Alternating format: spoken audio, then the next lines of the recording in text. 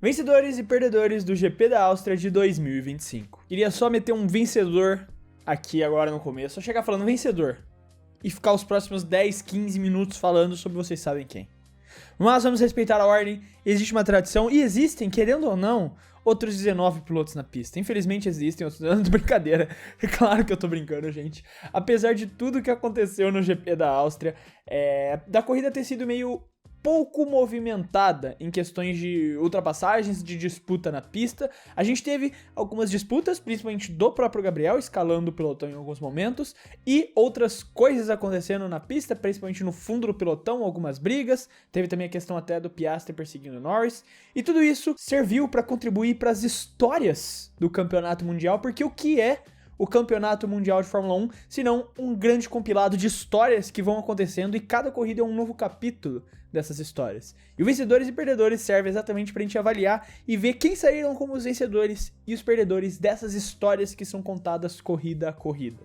Por isso, bora ver então, sem mais enrolação, quem são os vencedores e os perdedores do GP da Áustria de 2025. Vencedor, Lando Norris. Aqui não tem muito segredo não, como sempre também. O vencedor da corrida é o nosso primeiro vencedor aqui do quadro, mantendo a nossa tradição. E que corrida espetacular do Lando Norris. Ele não deu sorte ou azar em nenhum momento. Claro que ali no finalzinho da corrida ele foi auxiliado um pouco pela questão dos retardatários que dificultaram a vida do Piastri em tentar chegar perto dele. Então atrapalhar a briga do Bortoleto ali com o Alonso foi algo positivo até mesmo pro Norris, para ele conseguir ganhar essa vantagem, impedir que o Piastri tivesse uma chance, mas durante toda a corrida, nos momentos que o Piastri teve a oportunidade e tentou atacar o Norris se defendeu muito bem. O Norris se defendeu muito bem, impediu as ofensivas do Piastri, mesmo quando parecia que o Piastri tinha vantagem, que ele ia conseguir pegar essa liderança, o Norris não deixava isso acontecer. Foi um grande final de semana no geral do Norris, não só a corrida, a classificação também, ele impôs o respeito. Claro que teve a ajuda da bandeira amarela, que impediu o Piastri de tentar melhorar a volta dele. A gente nunca sabe se o Piastri ia continuar em segundo ou ia bater o Norris, mas dadas as voltas que foram completadas, foi uma grande classificação do Norris, e na corrida ele foi melhor ainda. Ele foi perfeito, em nenhum momento bobeou, em nenhum momento ele fez parecer de que não merecia vencer esse GP. E isso é um grande statement, né? Como a Fórmula 1 gosta de usar essa palavra, né? Principalmente com o Norris. Tem um post que virou meio meme no ano passado, que foi depois da primeira vitória do Norris em Miami, que eles postam uma foto do Norris escrito statement, que seria algo como declaração, tipo, estou me impondo aqui. E daí depois ele começa a ter as pipocadas dele e o pessoal começa a transformar isso em meme, né? Pegar as pipocadas dele e coloca statement ali embaixo, declaração. Essa corrida sim foi um statement do Lando Norris, principalmente depois do que aconteceu lá no GP do Canadá, porque aquele GP do Canadá tinha sido um grande problema pro Lando, mostrou que ele ainda tinha alguns problemas, principalmente com ele mesmo, que é o que a gente sempre fala, eu não vou ficar entrando em detalhes para não ser repetitivo, mas parece que quando essas coisas acontecem, quando esses grandes impactos, não só de batidas, mas na carreira dele acontecem com ele, o Lando Norris parece que liga uma chave na cabeça dele e ele vira um grande piloto. Foi a mesma coisa em Mônaco. Ele tava vindo de uma chuva de críticas, foi lá, faz a pole de forma confiante, com o statement, né, de forma de declaração, faz a pole position e lidera a corrida de ponta a ponta. Aqui, de novo na Áustria, a mesma coisa. Depois daquele desastre no Canadá, chega, faz a pole e lidera a corrida, impondo respeito à prova inteira para vencer a corrida. Então, não tem muito mais o que falar. O Lando Norris está de parabéns. Vamos ver se ele consegue manter isso agora na corrida de casa dele, que ele costuma ter bons resultados em Silverstone, e torcer para que a gente tenha uma disputa nesse campeonato. Perdedor, Red Bull. Cara, é a primeira corrida em 77 corridas consecutivas. 77 corridas consecutivas que a Red Bull pontuava. Ou seja, é a primeira corrida de 77 corridas que eles não pontuam. Eles pontuaram por 77 corridas consecutivas, no caso a primeira de 78, né? Porque eles pontuaram por 78 corridas consecutivas e nessa agora eles não conseguem pontuar com nenhum dos seus carros. E isso vem de muitas formas diferentes, porque um dos carros não teve a chance nem de tentar pontuar, largando em sétimo lugar, o Verstappen leva uma bombada da Mercedes do Kimi Antonelli e ele e o Kimi abandonam a corrida, e o Tsunoda tem uma corrida deplorável. O Tsunoda tem uma corrida horrível. O Tsunoda, até nem tem muito comentado do Max, eu até vou falar um pouquinho depois, eu tenho alguns pontos pra tocar, mas tipo, o Tsunoda, ele tava vindo uma side quest, uma missão secundária com o Colapinto. Os dois estavam se matando na pista, brigando pelas últimas posições enquanto todo o caos acontecia. Então, eles estavam vendo a realidade paralela deles da 15ª, 16ª colocação, brigando ali na pista um com o outro, querendo arrancar um ao outro, pedaço um do outro, toque pra lá, toque pra cá, chegando inclusive a atrapalhar o Piastri por conta dessa disputa entre os dois. E sim, outro final de semana desastroso do Tsunoda, outro final de semana completamente esquecível. A Red Bull já deixou entender que ele vai ficar até o final do ano, independente de qualquer coisa, não vão gastar mais uma troca de piloto nesse momento, até porque eles têm um limite de só mais uma troca de piloto na temporada. Então eles não querem gastar agora, já com o Tsunoda também. Provavelmente vão guardar pra uma eventual tentativa, sei lá, talvez do Lindblad, não sei, vamos ver. Mas eles não vão trocar o Tsunoda, só que o Tsunoda já tá deixando claro pra mim cada vez mais que ele não vai continuar na Fórmula 1 ano que vem, e muito menos na Red Bull. Eu não coloco ele como perdedor isolado, porque toda a Red Bull foi perdedora nesse final de semana. Os pilotos e equipe, então não tem como separar aqui nesse caso. Você vai ter uma separação de piloto e equipe, mas vocês já vão entender o porquê que eu vou fazer isso. Agora, a questão do Verstappen, pra ele, de certa forma, até foi um vencedorzinho, porque ele não corre o risco de levar a punição dele de uma corrida, porque ele é tirado da corrida logo no começo, mas tira qualquer chance. Se existia uma oportunidade dele brigar pelo título mundial e tentar conquistar o Penta, essa chance não existe mais. Acabou. Foi tirada dele hoje. E também da Red Bull de possivelmente sonhar por esse P2 nos construtores. Já era extremamente difícil, considerando que só o Verstappen pontua pela equipe, mas agora a Ferrari vai muito bem, abre no campeonato de construtores e a Red Bull, pra mim, não tem mais como conseguir esse P2 nos construtores. Vencedor, McLaren. E aqui tá a separação que eu falei, porque eu acho que o vencedor sempre tem que ter um espaço só pra ele. Eu acho injusto que o vencedor da corrida não tenha um espaço só pra ele, só pra falar da performance dele, mesmo que a equipe toda tenha sido vencedora, como foi o caso da McLaren. O Piastri fecha ali em segundo lugar, de forma disparada, e a McLaren volta ali e faz o statement deles, novamente, né? Faz a declaração deles, mais uma vez, de que eles são a melhor equipe, de que o que aconteceu no Canadá foi um ponto fora da curva. Que era algo que algumas pessoas estavam meio emocionadas, falando no sentido de, não, olha só, a McLaren perdeu a liderança deles, olha só, a Ferrari agora vai bater de frente, olha só, a Mercedes vai bater de frente. A Ferrari, no caso, não, né? Falavam da Mercedes bater de frente, mas tá aí. Cara, o exemplo pra mim claro de todos é o que aconteceu em 2023. A Red Bull dominando tudo, Singapura vão lá, tiveram uma corrida terrível, voltam a dominar tudo nas coisas seguintes. Às vezes, tem uma pista que seu carro não encaixa. O Mundial de Construtores é dessa forma, você constrói um carro. E nem sempre o seu carro vai se encaixar em todas as pistas. E Canadá foi um ponto desses. Canadá é uma pista que a Mercedes costuma bem, naturalmente, e a McLaren não conseguiu ter um bom final de semana lá também, não conseguiu se encaixar, o carro não estava bom, as atualizações que eles trouxeram para o Canadá não surtiram efeito, e por conta disso não fizeram uma grande corrida, né? Teve o desastre interno deles lá, mas volta para a Áustria e volta a demonstrar quem é a equipe principal, quem é o melhor carro da Fórmula 1 hoje, e o melhor carro com uma grande folga é a McLaren, e eles deixaram isso claro. Perdedor, Alpine. Cara, como eu falei pra vocês, a gente teve já a side quest rolando do Franco Colapinto com o Yuki Tsunoda, e isso por si só já foi bem bizarro. Porque o Colapinto, ele não fez um mau final de semana no Canadá. Eu elogiei ele no Canadá. Eu falei que ele foi muito bem. Não coloquei ele como vencedor porque eu acho que isso seria muito forte. Mas ele teve um bom final de semana que começou a justificar a chegada dele. Em questão de ritmo, em questão de nível que ele estava apresentando, ele estava bem. Ele realmente estava bem nesse final de semana. Só que aí ele entrou nessa briga com o Tsunoda. Daí teve o toque lá na curva Red Bull, né? Porque toda Red Bull costuma tocar naquela curva, seja pra se ferrar ou pra ferrar alguém. Sempre tem uma Red Bull envolvida naquela curva. Depois teve aquele lance lá, disputando posição, que ele quase joga o Piastri pra fora da corrida. Cara, e eu queria ver o que ia acontecer se ele tivesse jogado mesmo. Inclusive, gerou o rádio do Piastri, né? Mesmo depois de todos esses anos, a Alpine consegue me ferrar. Vai ter um vídeo sobre isso no meu canal secundário, Fred Girnos, o link tá aqui na descrição, caso você queira ver. Lá eu comento as coisas um pouco mais informal, um pouco mais rápidos também. Então eu consigo cobrir mais assuntos dessa forma. Então eu vou comentar por lá, se você quiser dar uma olhada. Mas o Colapinto tá vivendo a side quest dele pra terminar lá no fundo do pelotão.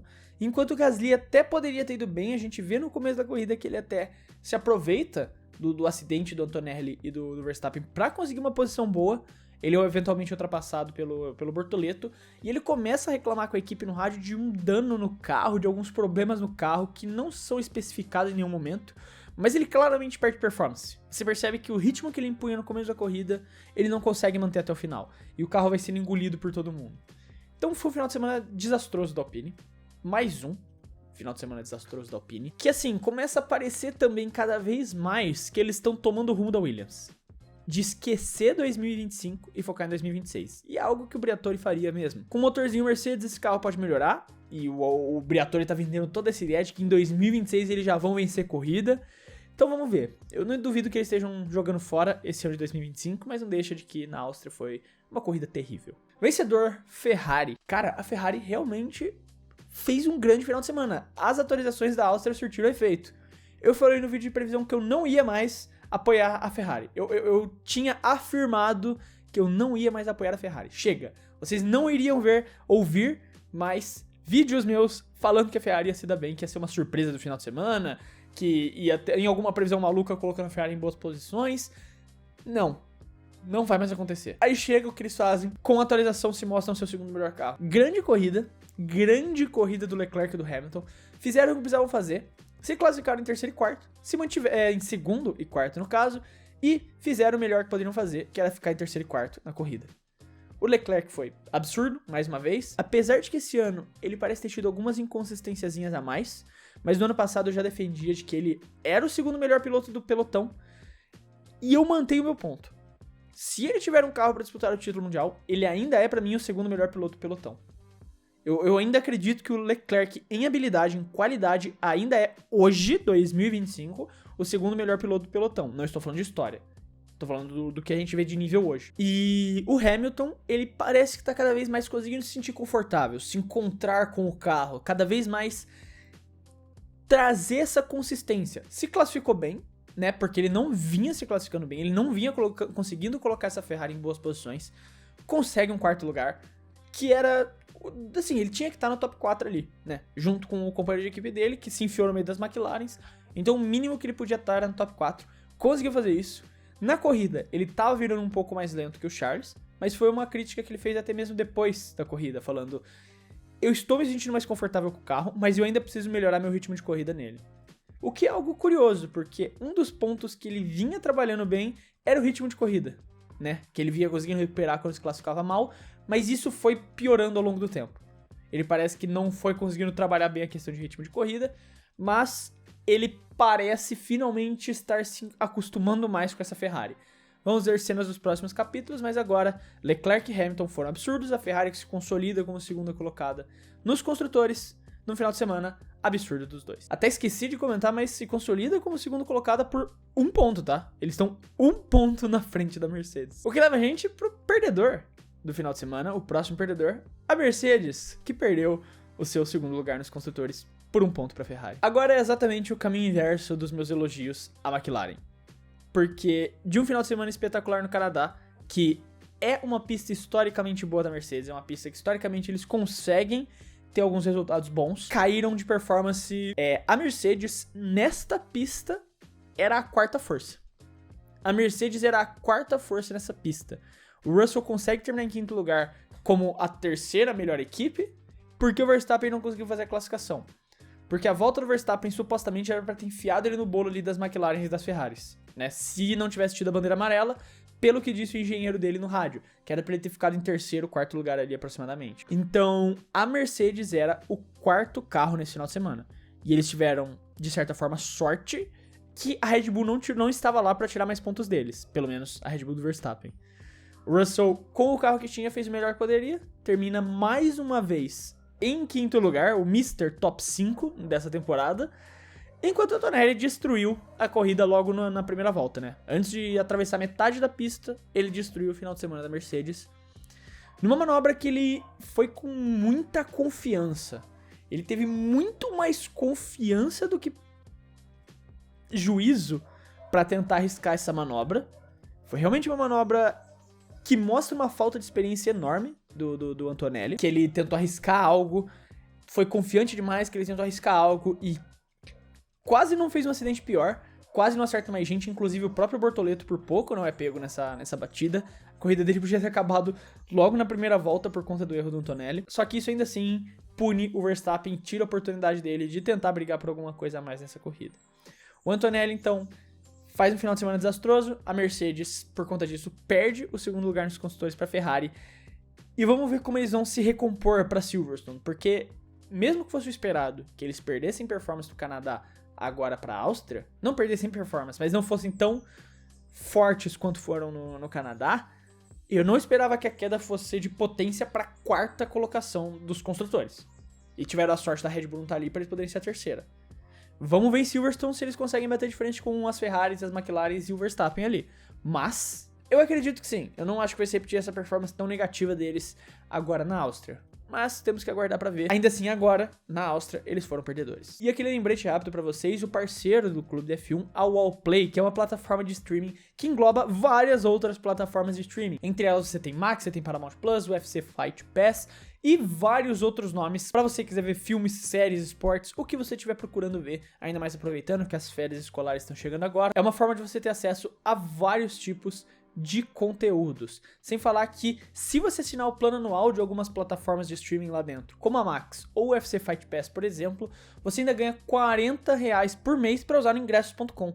Então, além de estar pagando R$29,90 por mês, por exemplo, no plano da Max, você vai ganhar, além disso, R$40 por mês para usar na ingressos.com. Ou seja, você está ganhando R$10 ali assinando o plano anual. Vale super a pena, porque se você fosse ter esses pacotes de streaming por fora, avulso, você ia pagar esse mesmo valor sem ter esses benefícios que você tem só na Wallplay. Então, se você quiser dar uma olhada, conhecer um pouco mais os pacotes e todas as plataformas lá, você pode fazer isso clicando no link do comentário fixado, que também você vai estar ajudando muito aqui o Clube da F1. Muito obrigado Wallplay pela parceria. Agora bora voltar pro vídeo. Vencedor, Liam Lawson. Um que ficou apagado na corrida, mas que finalmente fez um bom final de semana. Ele tava melhorando, ele tava conseguindo essa confiança com o carro, mas era sempre esquecido, sempre apagado. Ele até foi bem em Mônaco. Desde Mônaco, ele tá conseguindo melhorar bastante essa questão dele. Nesse final de semana, ele foi o principal piloto da Racing Bulls. Ele classifica o carro no Q3, o único. O Isaac cai no Q2. Talvez um dos piores finais de semana do Isaac. Só não pior que o final de semana de estreia dele, na Austrália, que foi tenebroso. Mas pra compensar o fato do Radiar não ter conseguido aparecer, não ter conseguido se mostrar direito aqui na Áustria, o Lawson fez um grande final de semana, se classificando pro Q3, conseguindo fazer uma corrida sólida para terminar em sexto lugar, também graças a uma boa estratégia da Racing Bulls, que vem acertando bastante nas estratégias, nas corridas da Racing Bulls vem fazendo grandes decisões estratégicas. Sauber, se você estiver precisando de estrategista aí, contrata ali o mano da Racing Bulls ali, porque o cara sabe o que faz, né? Chama ele para ser estrategista-chefe ali da Audi, do projeto da Audi, que o cara vai aceitar. Agora, não mais é isso, o Lawson fez uma grande corrida, um grande final de semana e começa a tentar defender o seu caso, começa a tentar defender o seu nome, pensando em 2026, porque eventualmente alguém dessa família Red Bull vai ser chutado fora pro Lindblad subir. E ele não quer que seja ele, e ele tá tentando fazer o nome dele pra isso não acontecer. Perdedor, Williams. A gente já esperava, né? Eu falei na previsão. Eu falei na previsão que eu já esperava isso. A Williams não está focando em 2025. Então, cara, isso que vocês viram na Áustria, podem esperar que vai ser isso o ano inteiro. A partir de agora vai ser até o final do ano. Até o final do ano, essa é a Williams que a gente vai ver. Talvez não tão terrorista quanto estava nessa corrida. E nem terrorista com os outros, mas terrorista consigo mesmo.